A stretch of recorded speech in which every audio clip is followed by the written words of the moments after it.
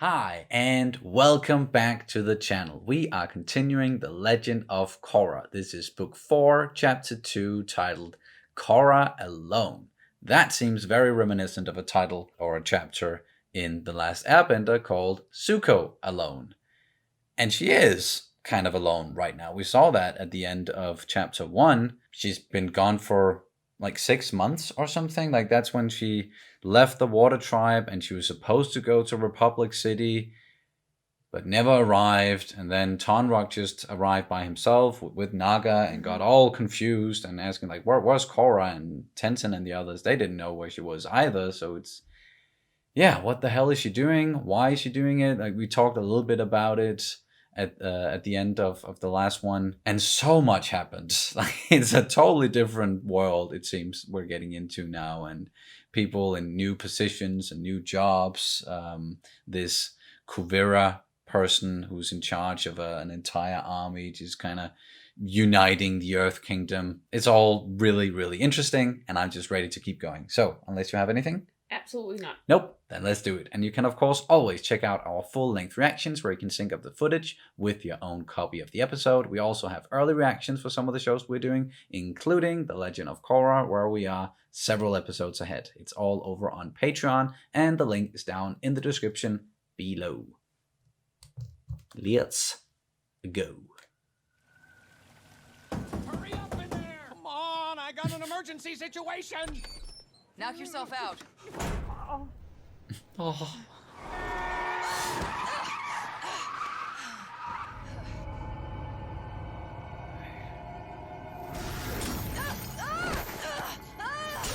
Leave me alone! What's wrong with her? Young lady, are you all right? Can I take you to a doctor? No, I don't need any help. Man, I think you do, my friend. she is really not doing well. I'm gonna write you so many letters, and just to get the ball rolling, here. Spoiler alert, Pabu and I already miss you. Thanks. I don't want you to worry about a thing while you're gone. Jinora, the Airbenders, and I have everything under control.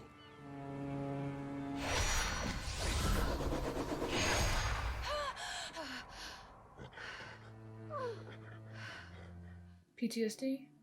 Yeah, and you talked about that as well at the end of book 3. Will you please go see Katara? All right. You're going to get through this. Oh, I love you so much.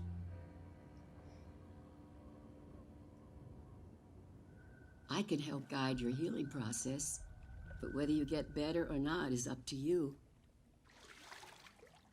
Concentrate on your big toe. It worked!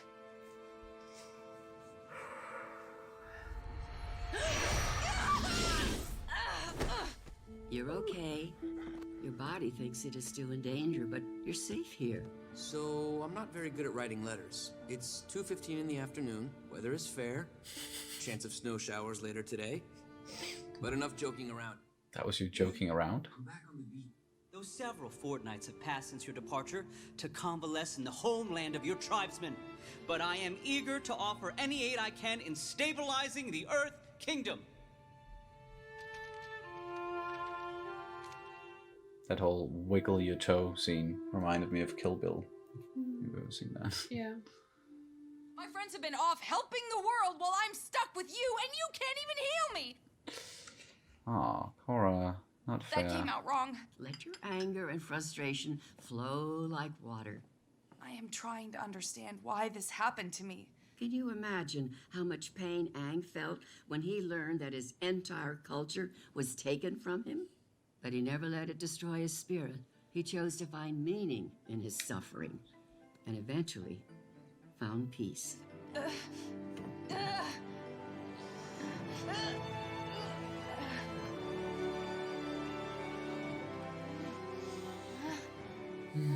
It's a really good thing that Katara is there.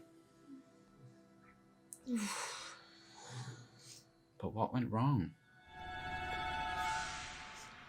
Right. Papa? Where'd you come from, little cutie? If you can see her too, maybe I'm not going crazy. How'd you do that? You want me to follow you? That would be a yes. You look great. I feel great. Come on, I want to show you how much better I'm doing.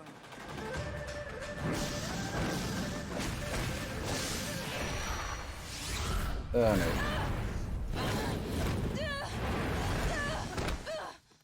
I was about to say this is quite reminiscent of the start of book 1, but the outcome is quite different.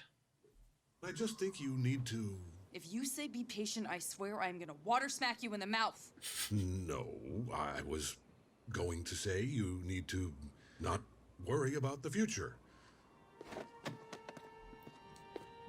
Dear Asami, please don't tell Mako and Bolin I wrote to you and not them. I don't want to hurt their feelings, but it's easier to tell you about this stuff. I don't think they'd understand. There's something I need to tell you both. What is it? I want to go back to Republic City. I'll have the White Lotus prepare a boat. I want to go alone and have some time to clear my head. It'll be good for me.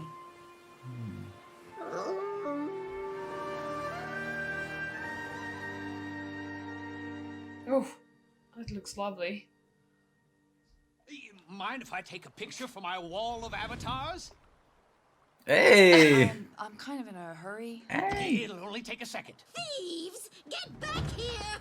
Oh, don't worry, the avatar's right here. Well, what are you waiting for? You can do this, Korra.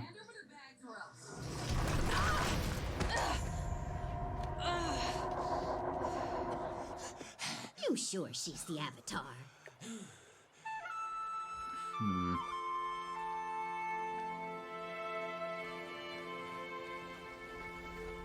Well, she almost made it all the way back.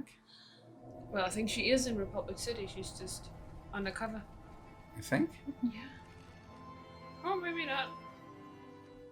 Just kind of look like a big city.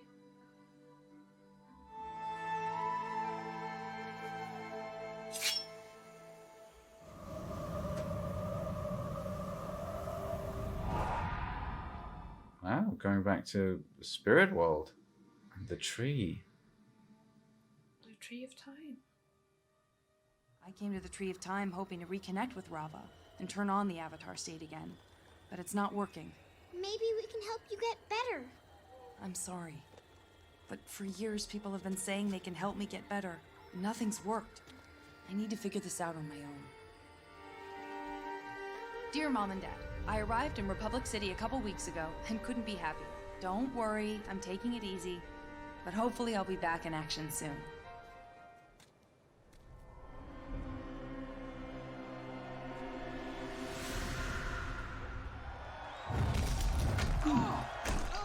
So that's how she ended up there.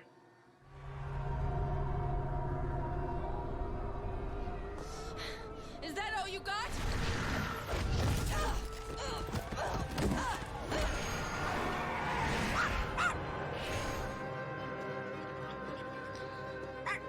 Why did you bring me to the swamp? The The swamp. swamp!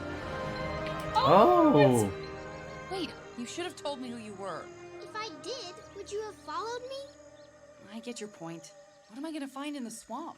Not a what. A who. Who? Who? Wait! Iron Turtle? Or... Oh. Herself? You're not real.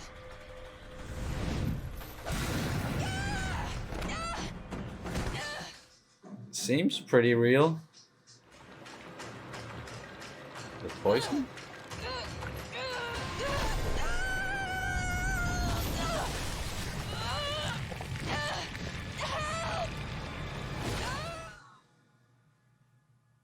The fuck?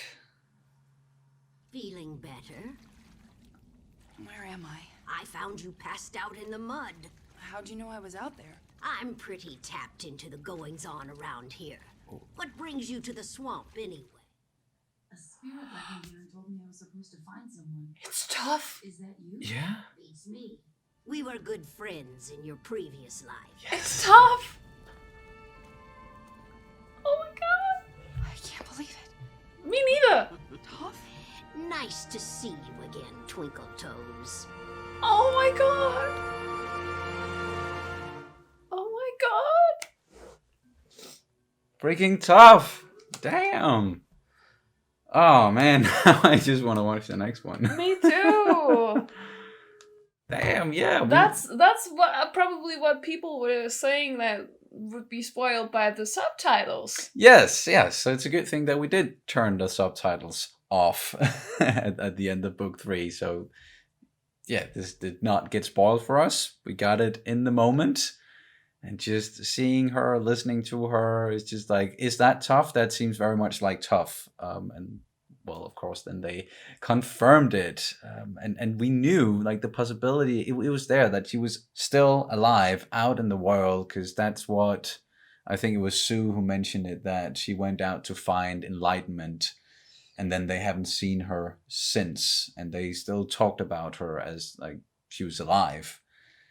So she is. She is, yeah. And talking about enlightenment, she was the only one of the original Team Avatar that did not go to the swamp, because the swamp was guiding Aang to her. That's right. She's never been there before, or at least she wasn't in The Last Airbender. And she probably heard all the stories that they came with, what they told about the swamp. Yeah, the visions they had, and like with both the past, the present, and the future. So that's at least a place to maybe find enlightenment. Yeah, and I think her story, her path was kind of reminiscent of what Korra's going through. Something happened like that made her question her own integrity and her own person, like the whole thing with her kids and everything. Happened. Yeah, and she had to live up with, or to live with that. She, everything that happened. She had to live with that. She had to.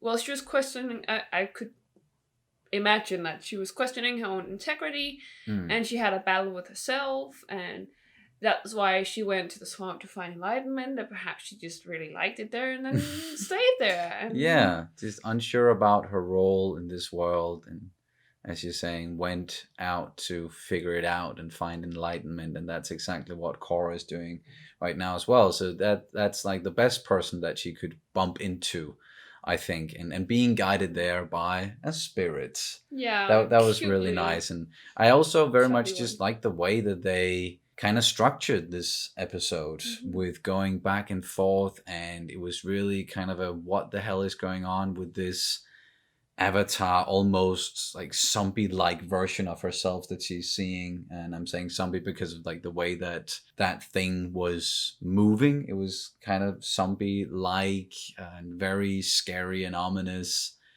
And is it real or not? It seems very real, at least, with what happened in the end. But it might still, all of it, be in Korra's head. And she is basically just fighting herself, fighting her insecurities, fighting the image of what she always thought that she was supposed to be, like the Avatar, and it's in the Avatar state.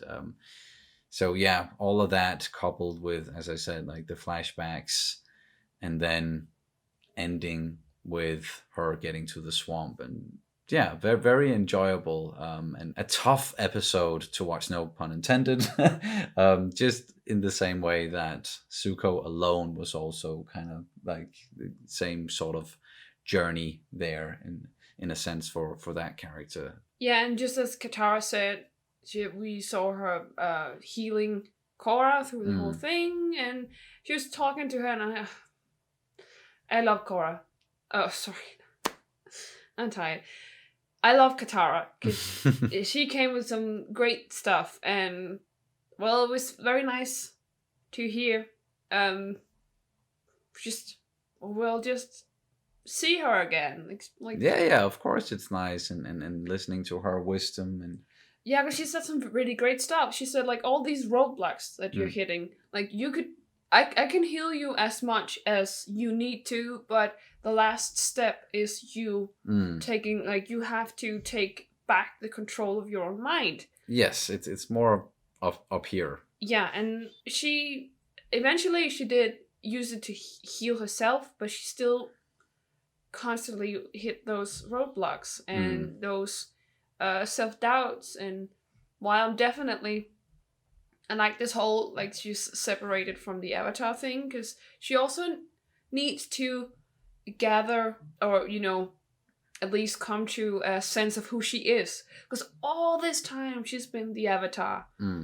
And I don't think she ever got to, like, she never grew up, because we saw how young she was when they found out that she was the new Avatar, so she never got that carefree childhood in the same way. She never got to feel like, she also always had this responsibility. And I also think that it's a big part of her wanting to be anonymous or feel anonymous, because then she doesn't have to live up to this responsibility all the freaking time. She just never actually really felt that, or at least last time she felt that, she was like 3 years old and ran around with her pot belly out and everything.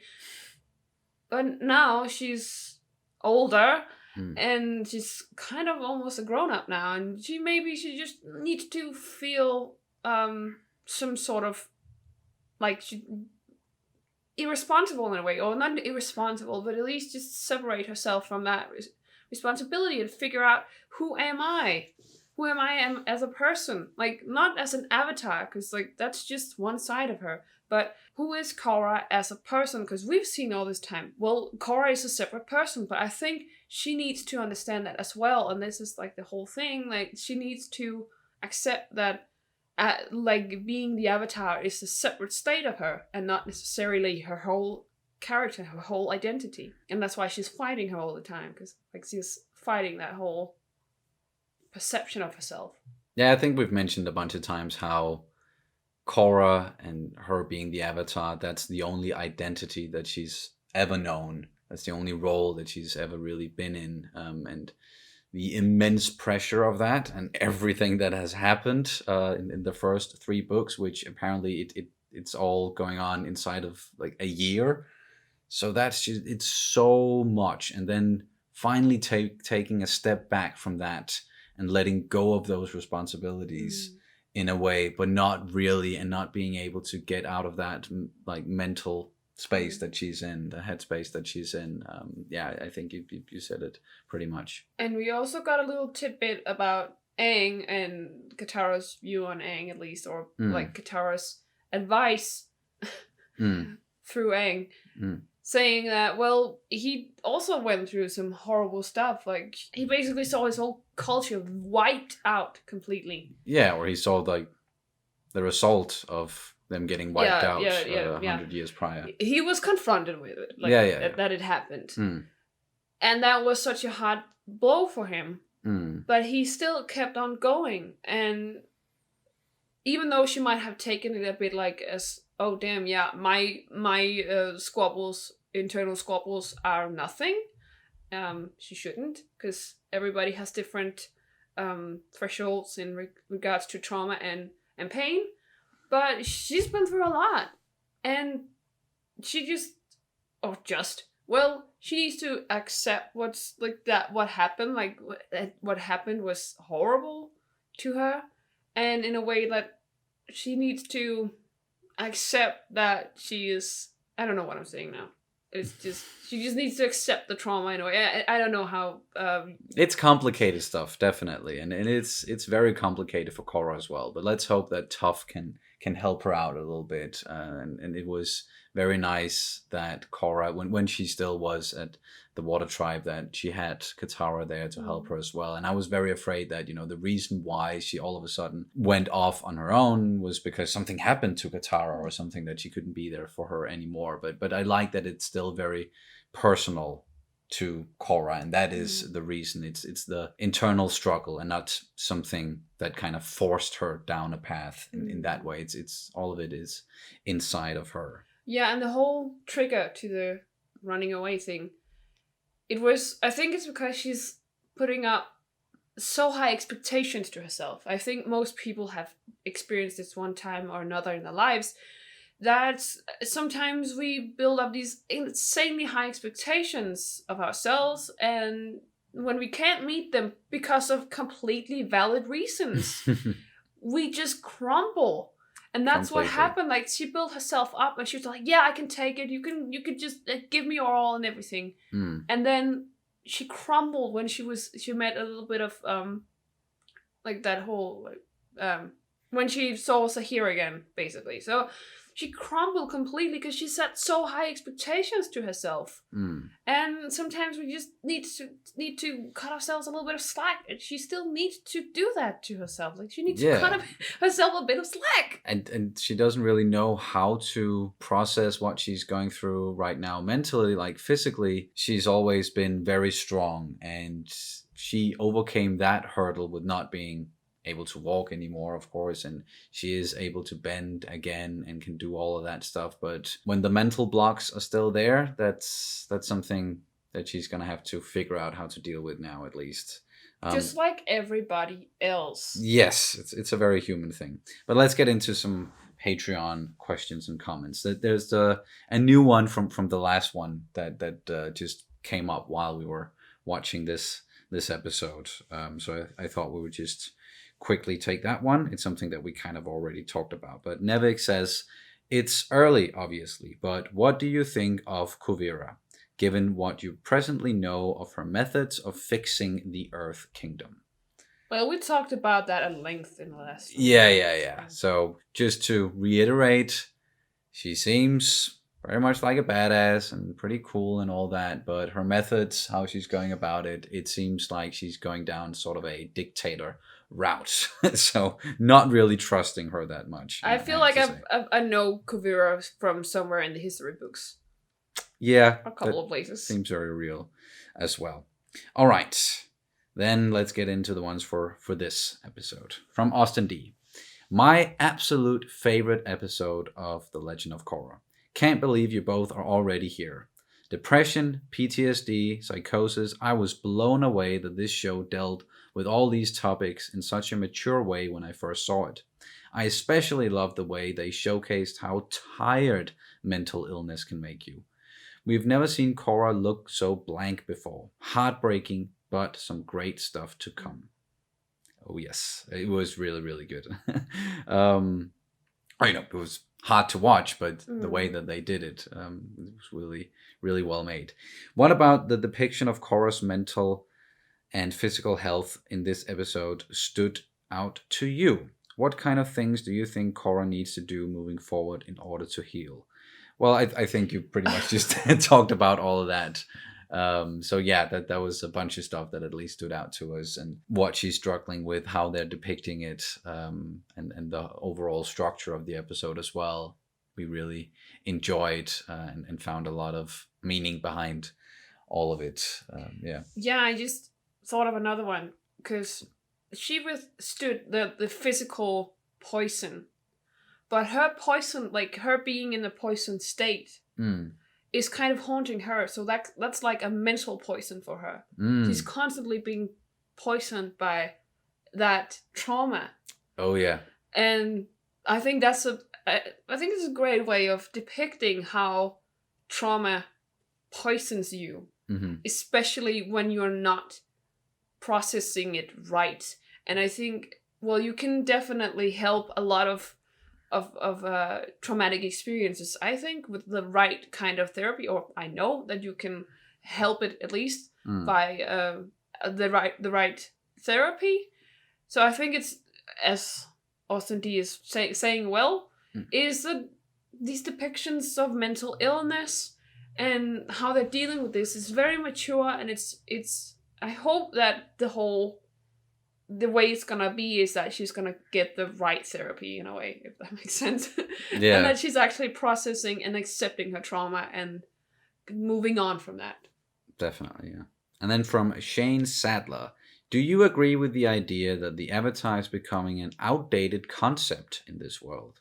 Since technology and government have advanced so much and social issues are too complex to be solved through fighting alone, Korra's insecurities about not being needed make a lot of sense. Yeah, well, I think there's definitely something to it that the Avatar maybe doesn't need to like physically be involved as much with like the fighting and what the Avatar has been doing before, and isn't necessarily the most powerful force in the world anymore when it just comes to brute force. But I think like the symbolic value of having an avatar, someone that everyone can look up to, not just because that person is powerful, but also because that person represents balance and represents what's good in the world, and yeah, someone people will listen to, and someone who can go into a situation as kind of like a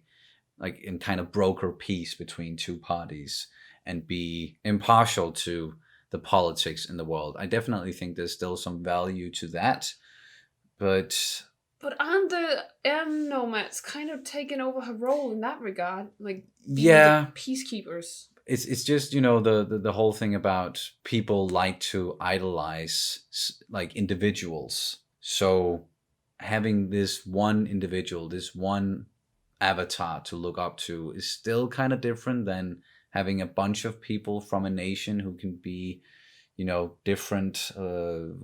Yeah, I don't know. I think there's still some value to it, but I totally get like the changes and why it's happening, and why Korra feels the way that she does. And Nevik also has kind of like a comment to that question, or to that comment.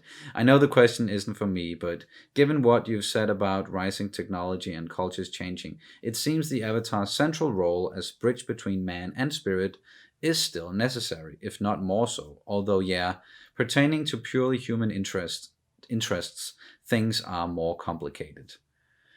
Oh yeah, then there's that whole thing that the Avatar is the bridge between the spirits and the humans. But now their worlds are kind of, you know, the spirits are in the material world as well now, so it's not the same kind of role as that bridge as it used to be. So that's also kind of changing.